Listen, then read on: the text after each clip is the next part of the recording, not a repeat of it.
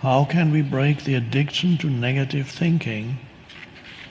And is there a way we can present this to our youth?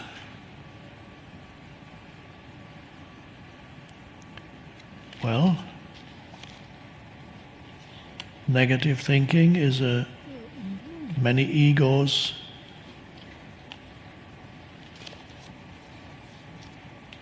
love negative thinking because it strengthens the ego.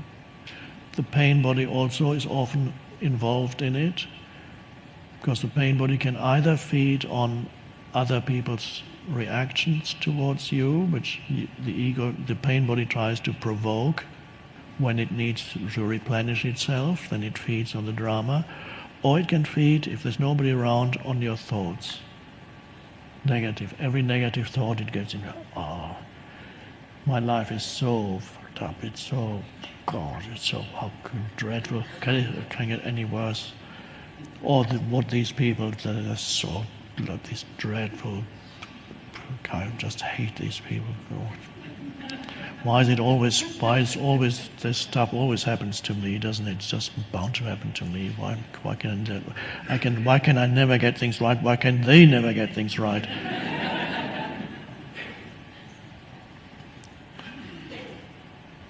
What he did to me, I just can't forget that. Let me tell you about it. Or what I did was so horrible. I did that 20 years ago. I did that terrible thing. God. What's going to happen tomorrow? I don't know. What am I going to say if he says that? What am I going to say then? What if I lose? If I lose that job? I think I might get the sack soon. I have a feeling that I'll be out in the street. I won't be able to pay my mortgage. What can I do? What time is it? 3 a.m.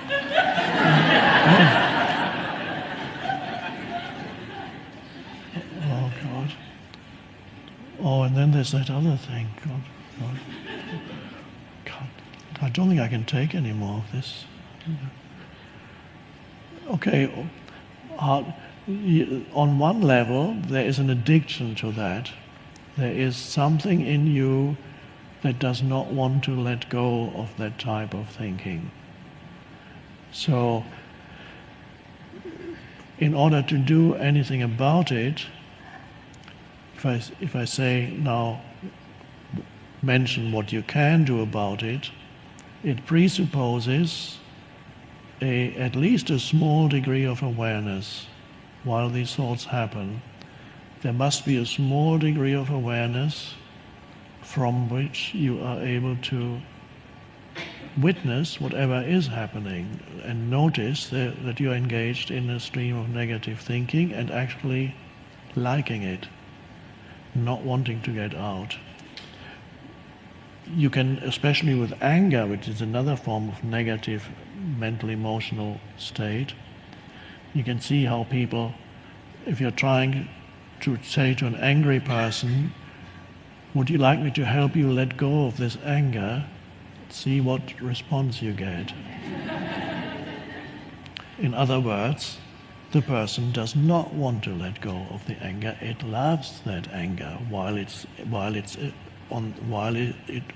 person is in its grasp. It loves. It's the ego. The ego loves that anger because in an angry state, the ego gets inflated. It usually, and even an insignificant person in the eyes of the world who has no power in the world can suddenly start shouting, "You fucking bastard!" And suddenly the ego grows, and everybody goes like, "Oh!" And the ego says, "You see, I'm all powerful." Sometimes you see people in the street; they're going around shouting at everybody. That's their ego trip because they have nothing else. But for the ego, even that works. Don't approach that person and say, "Would you like to be in a peaceful state? I can give you some advice."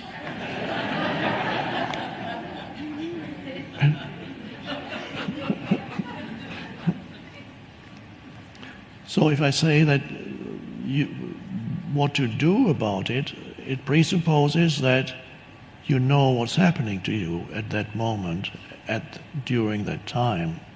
So there needs to be some awareness, and it's likely that it is there. If you ask that question, you are here, so that means there is enough awareness in you while it happens to first of all notice that a part of you at least likes it, not the awareness. But if you're aware, you realize there's something in me that does not want to get out of it. That if it's been going on for years, even your sense of identity, or an important part of your sense of identity, is in that negative mental emotional state. Some people have it in the background almost all the time, but they are unaware of it. It becomes part of their identity. And these are people, if you're very sensitive, and sometimes you don't even need to be that sensitive, when you meet a person like that, you can sense in the background there is something waiting for the next thing to be angry about. Or, as somebody once said, a grievance looking for a cause. Now the internet is full of people like that. They love going on there. So the internet has given the ego a new way of expansion, and anybody can go in there and express, find a cause, and then express their grievance. So identity can be associated with that. If there's awareness, then you can notice while it happens that there's an enjoyment of that negative state. Then you can also be aware that the mind activity that's happening in you is futile and fulfills no useful purpose whatsoever. And then you go, well, these thoughts, isn't that interesting? What is the purpose of these thoughts? Does it change the world? Do they change the world? Change anything? Or do they just drag me into this hole more deeply? That there is an unconscious belief in the mind also. If I complain enough about something, even if it's only mentally, but especially out aloud, if I complain enough, it's going to change eventually. That somehow it works. If I just show how unhappy I am, then God or the universe or somebody is going to do something about it. So many adults believe what little children sometimes find: when they become really unhappy and start screaming, then they get attention by their parents. What's wrong? Before they didn't get any attention, but when they go, I want this, and the mother or father comes, what's wrong? I want this. No, you can't have it. I want this. No. Okay, here it is. And now they've learned a very important lesson, their mind, and that lesson is unhappiness works. And if that is repeated many times in childhood, the adult still has that unconscious belief in their mind, and so they periodically enter states of unhappiness in the unconscious belief that things are going to change if I'm really unhappy. Now, it might work while you're a little child, because your parents can't stand the screaming anymore, so they give you what you want. Some adults never figure out that unhappy states do not work when they're adults, and they continue to practice what they learned as little children for the rest of their lives, never realizing that it doesn't work.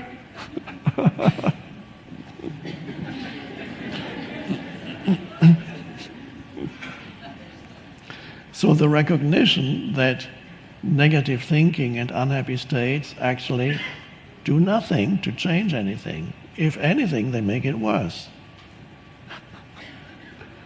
So if there's enough awareness and you can suddenly look at that, and then you can ask yourself from the deeper perspective of awareness, do I want to continue to think these thoughts?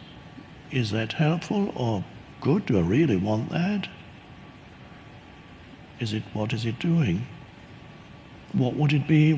How would I experience this situation without it? So you can, as awareness comes in, choice comes in.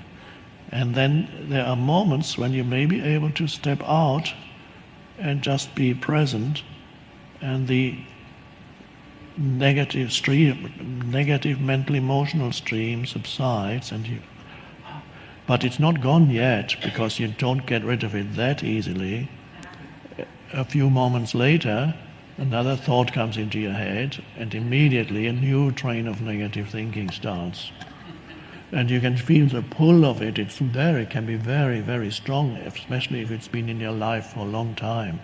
You feel the pull of negative thinking. Come this way. This is so familiar. This is where you belong. This is who you are. And then you need the awareness. So you can't fight the negative states, because that's another negative state.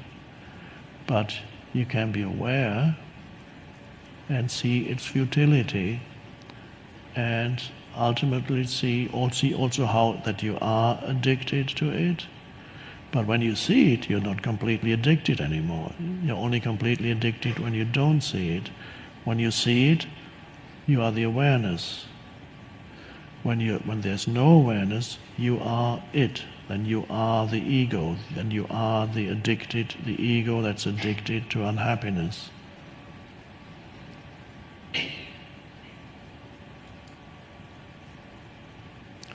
So it's important, by the way, as I just mentioned, little children, if you have a small child, to give attention to the child, not wait for the child to go into a screaming state or some other negative tantrum, and then give the child attention, but give the child attention at normal times. And don't give excessive attention when there's the screaming, and especially don't give the child something after you've said, no, you can't have that, and if he or she just cries enough, then finally you give it. That's not a good lesson to teach. Either you give it immediately or you don't give it.